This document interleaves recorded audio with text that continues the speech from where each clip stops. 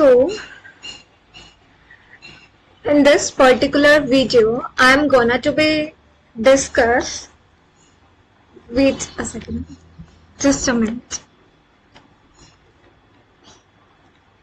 So, in this particular video, I'm gonna to be discuss the case-based scenarios में से ही ये question था, which is not in May 2023 attempt, but इसमें से पिछले किसी attempt में था. So मुझे ये क्वेश्चन एग्जैक्टली इस वजह से याद है because during my first year of articleship ये क्वेश्चन आया था. And why I know this fact because ये क्वेश्चन मैंने बुक में कहीं नहीं देखा, दो कहीं होगा बट मैंने नहीं देखा ऐसे बुक में. तो this is the question which is relating to my articleship से रिलेटेड है. So this gonna be the 2 marker question which I found in the examination में मिला था जब मेरी फर्स्ट ईयर ऑफ आर्टिकलशिप चल रही थी. तो currently I am under the second year of articleship में हूँ. तो ये जो क्वेश्चन है जब मैंने during my first year of articleship में जब मैंने अपना रिस्पेक्टिव अटेम्प्ट दिया था तब ये क्वेश्चन था. So the question is from auditing and assurance से रिलेटेड है. ये 2 मार्कर का क्वेश्चन था because I discuss it from my all the seniors. सबके साथ मैंने ये क्वेश्चन को डिस्कस किया था. One thing which I need to check is that the same is not muted. Otherwise, whole thing gonna be wasted. So the question which I am discussing hereby in this particular video is 2 marker question which has been asked by ICI in the previous attempt other than May 2023 attempt से पहले किसी attempt में पूछा था. And the question is relating to auditing and assurance वाले chapter से relate करता है. So 2 things I have already told you.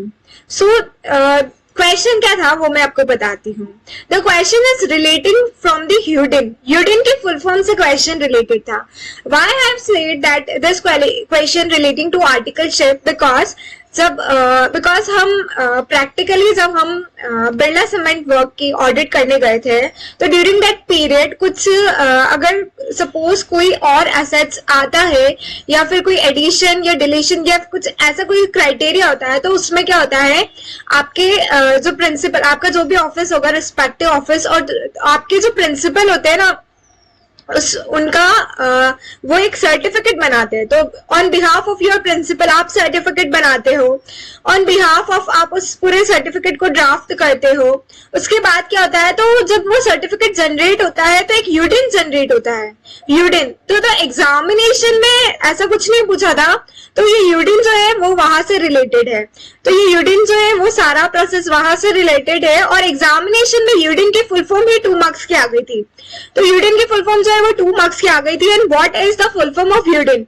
I don't know कि ये बुक में कहीं है या नहीं है पर ये क्वेश्चन एग्जाम में था. अगर आपको यूडिन की फुल फॉर्म नहीं आती तो वो 2 मार्क्स का क्वेश्चन गया. और मुझे तो बस ये यूडिन वहीं से याद है कि यूडिन, हाँ यूडिन जो है जब हमारे प्रिंसिपल किसी और एसेट्स को सर्टिफाई कर रहे होते हैं किसी जैसे कि बिरला सीमेंट वर्क लिमिटेड बहुत बड़ी जो कंपनी है उसमें जब कोई एडिशन हुआ है किसी एसेट का और जब हमारे प्रिंसिपल ने यूडिन जनरेट किया था तो उन्होंने जो यूडिन लिखवाया था उसमें तो ये सब वहां से याद आता है. तो ये सब मुझे वहां से उसी के थ्रू पता चला था. तो मैं आपको यूडिन की फुल फॉर्म बता देती हूँ firstly. So the UDIN full form is unique document identification number. That is UDIN for practising chartered accountant. Because हम सब प्रैक्टिसिंग चार्टर्ड अकाउंटेंट्स के यही आर्टिकलशिप करते हैं. This is so obvious and this is so the common thing which we all people know. So the UDIN की full form क्या थी? That is the Unique Document Identification Number UDIN. One thing which I want to share here by you, वो जो UDIN था मतलब वो जो मैंने जिस सर्टिफिकेशन के लिए हम गए थे वो मेरे एग्जामिनेशन से पहले वाला प्रोसेस था. और एग्जामिनेशन मतलब उसके बाद जो मेरा अटेम्प्ट आया था फर्स्ट ईयर ऑफ आर्टिकलशिप में ही वो अटेम्प्ट था. तो फर्स्ट ईयर ऑफ आर्टिकलशिप के बाद जब वो वाला अटेम्प्ट आया था उसमें ये क्वेश्चन था तो मुझे पता था कि यूडिन ये है. बट अगेन मुझे एग्जैक्ट यूडिन की प्रॉपर डेफिनेशन मतलब फुल फॉर्म नहीं पता थी उस टाइम भी. मुझे ये पता था N stands for number, U stands for unique, D stands for unique जो मैंने आपको बताया यूनिक डेटा, यूनिक डेट, मैंने आपको क्या बताया अभी करंटली, यूनिक डॉक्यूमेंट, करेक्ट।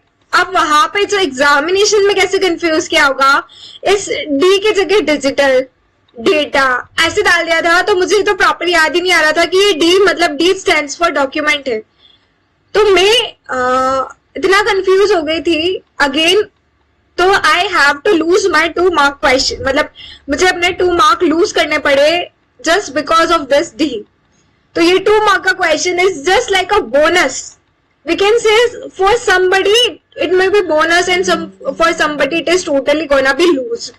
तो अगर सपोज ये क्वेश्चन फिर से आगे एग्जाम में, तो आई डोंट वांट कि कोई भी अपने 2 मार्क लूज कर ले just because of that D part, क्योंकि मैं डी में कंफ्यूज हो गई थी, मुझे एग्जैक्टली याद है। तो इसकी जो डेफिनेशन थी that is unique document identification number, that is UDIN की फुल फॉर्म। और what I have tick, of course मैंने कुछ गलत ही टिक किया था, क्योंकि उसके ऑप्शन में unique document, unique data, unique digital ऐसे करके सारे ऑप्शंस थे। तो I must request to each and everybody, अगर ये क्वेश्चन आपके एग्जामिनेशन में किसी फर्दर किसी टाइम में आ जाता है, सपोज अगर आपको कहीं ये बुक में देखने को मिल जाए, बिकॉज मुझे नहीं पता ये बुक में कहाँ है ऑडिटिंग एंड एश्योरेंस वाले एग्जैक्टली, और मैं इतना क्लेम भी नहीं कर सकती बिकॉज कुछ पोर्शन तो मेरा ऑडिटिंग में छूट जाता है, आइदर मैं छोड़ती हूँ या छूट जाता है बिकॉज मेरे से कवरेबल नहीं हो पाती है ऑडिटिंग एंड एश्योरेंस। तो ये जो पर्टिकुलर क्वेश्चन है ये इंस्टीट्यूट ने पूछा था। सो this is the only part which I want to discuss hereby. So bye. All right.